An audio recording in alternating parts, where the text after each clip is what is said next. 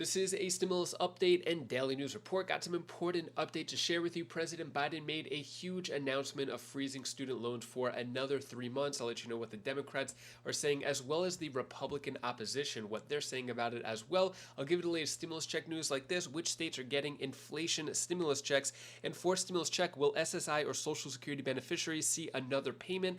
Oil executives were grilled by Congress members because of the high gas prices. I'll play you some clips of what the execs were saying and their defense of why the prices were getting so high, and I'll give you some other important updates as well. Hope you're having a terrific Thursday. If you appreciate the fact-based, fast-paced updates, hit the like button down below. So, a fertilizer shortage, worsened by war in Ukraine, is driving up global food prices and scarcity. So, because of the war going on in Ukraine, it's affecting the rest of the world in gas prices, food prices, and now food shortages. So, the war in Ukraine has left the world not only short of important grains, but also fertilizers. This could tighten food supplies, and farmers are seeing prices for fertilizers skyrocket.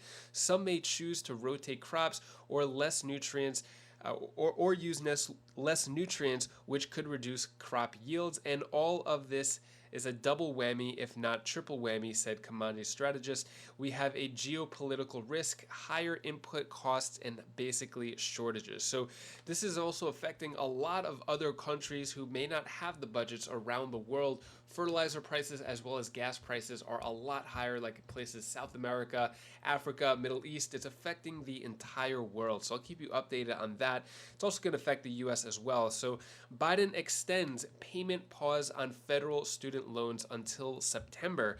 So this is a big move. He's gotten some pressure from Democrats, and it looks like he probably might even cancel it a little further, and it doesn't, or extend the freeze a little further.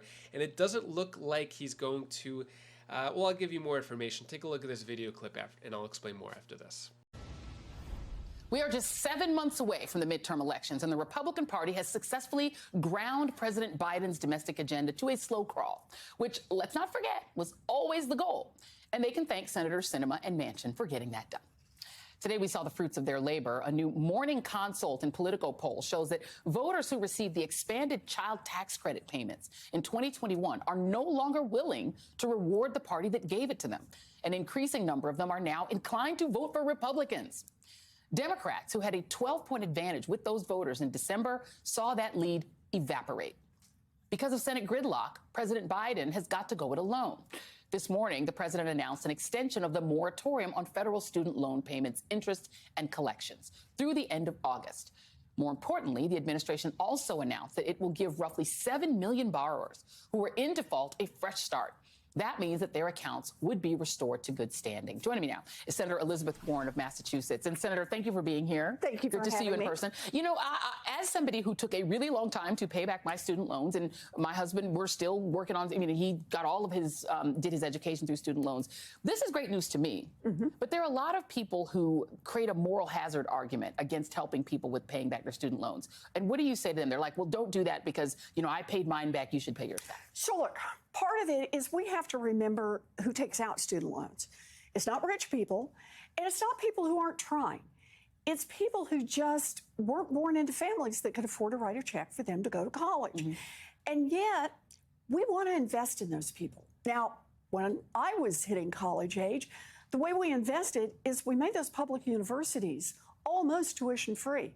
I went to college, graduated, $50 a semester, got my 4-year diploma and became a special education teacher. Yeah. That opportunity is not out there today. Yeah. So we say to young people, you need post-high school education, but good luck to you. The most we'll do is lend you some money for it. So they take on these loans. And the difficulty is now with the loans, 40% of them never graduate from college. Right.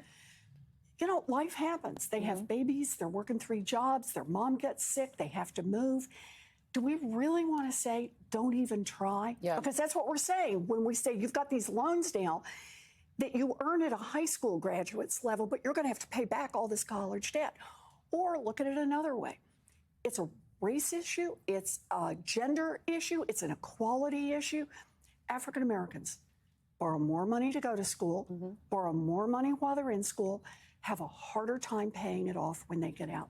In fact, let me just give you one stat on this. And that is, we've now studied people who are 20 years out. And the average white borrower owes about 5% of what they originally paid. 10, 20 years, they're still paying, but the end is in sight. The average black borrower, 95%. And it's got to look like you're going to pay until you drop. Yeah.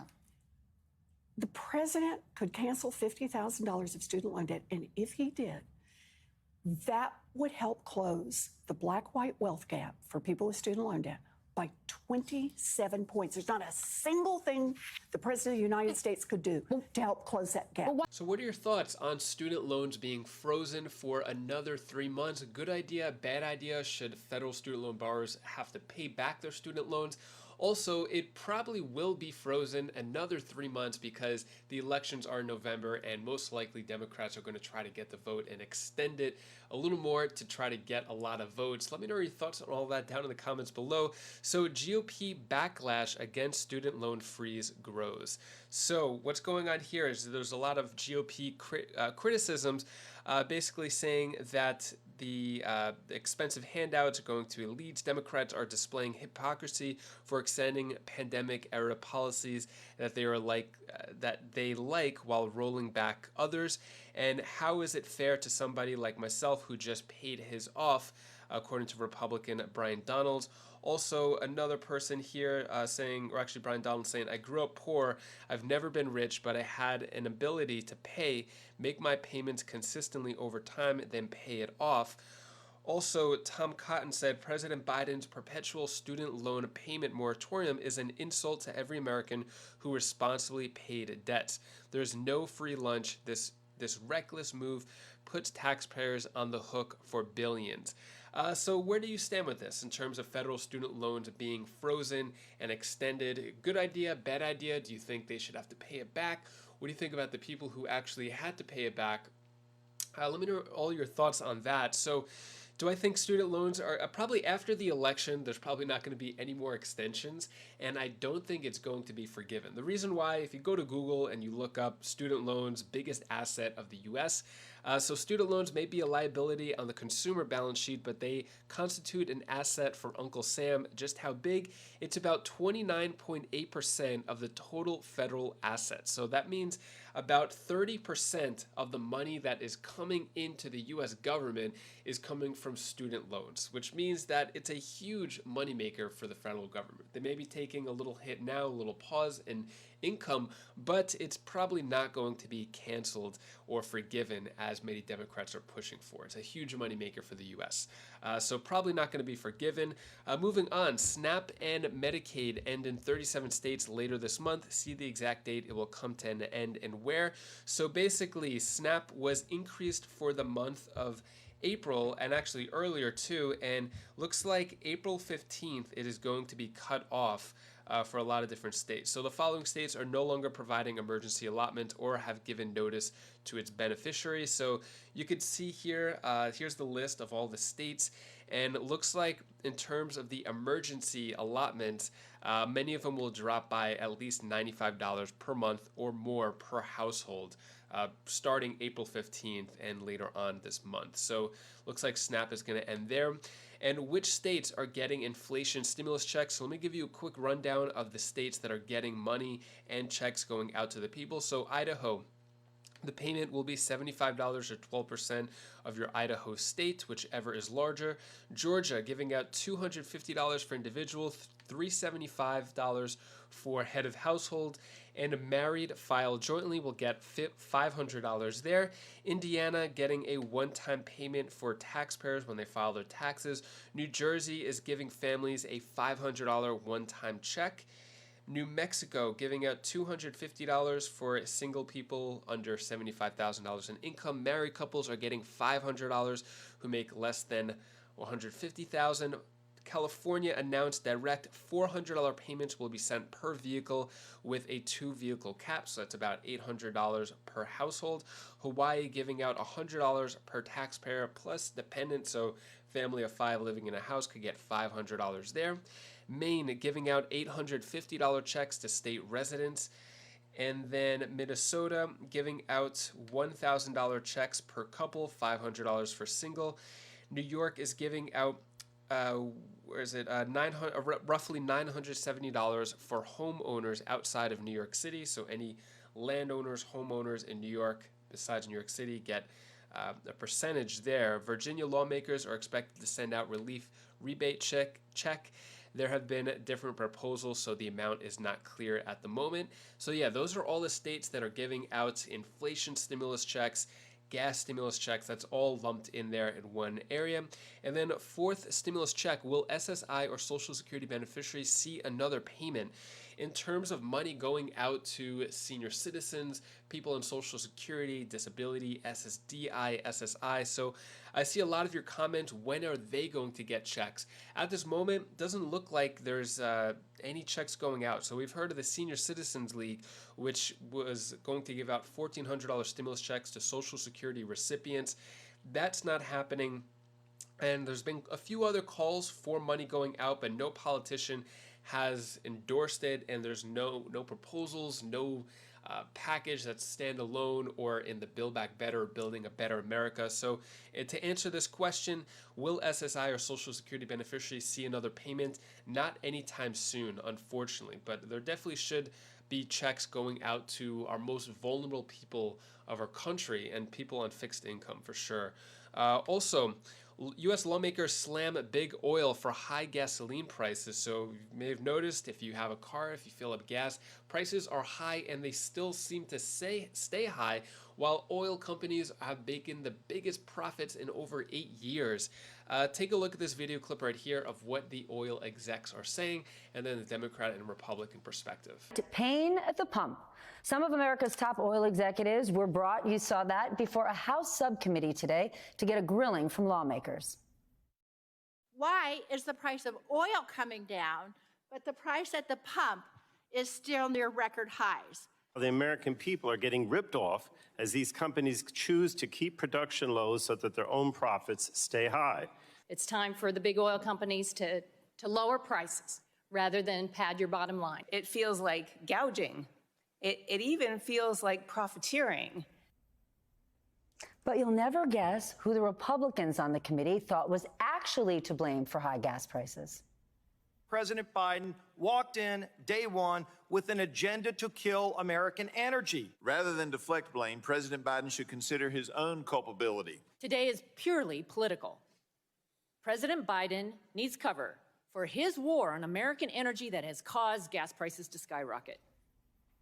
This might be a good time to let you know that members of this very subcommittee received a whopping $383,000 from big oil. And according to the FEC, 97% of that money went to Republicans. So what did the oil executives have to say about the high prices Americans are paying at the pump? They said it's not their fault. We do not set or have significant influence over the price of our products. No single company sets the price of oil or gasoline. The market establishes the price. Shell does not set or control the price of crude oil. Similarly, Shell does not set or control the price that consumers pay. It is true. They do not set the price of oil. And it is also true that during the height of COVID, when oil prices dropped, so did their profits. But as oil prices have gone up, last year they made more money than they have in 8 years. And since the start of this year, they're expected to make even more. But here's what matters. Where are they spending all of that money? On buybacks and dividends for shareholders, not increasing production. So please note, we have invited all of these oil executives that were on to talk about what they can do about gas prices and what they can do about increasing production.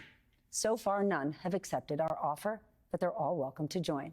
What are your thoughts on that? So when they say buybacks, basically what that means is that the profits that are made from these companies, for example, give you the numbers. It doesn't make sense with these numbers, but just to give you an idea of how it works, let's just say an oil company stock share is at $20 per share, and the profit that they have is, let's say, $1 billion. They take that $1 billion and they buy more stock with the profit, it basically makes the share price go from $20 to $25. So shareholders, anyone who owns the stock of that oil company, just made money. And if they own hundreds or thousands of stocks, that could be hundreds or thousands of dollars in money going up. Also dividends too. So basically they're saying that there was some corruption there, that instead of keeping the prices down, they're taking all the profits, giving it to shareholders, probably bonuses for executives, things like that.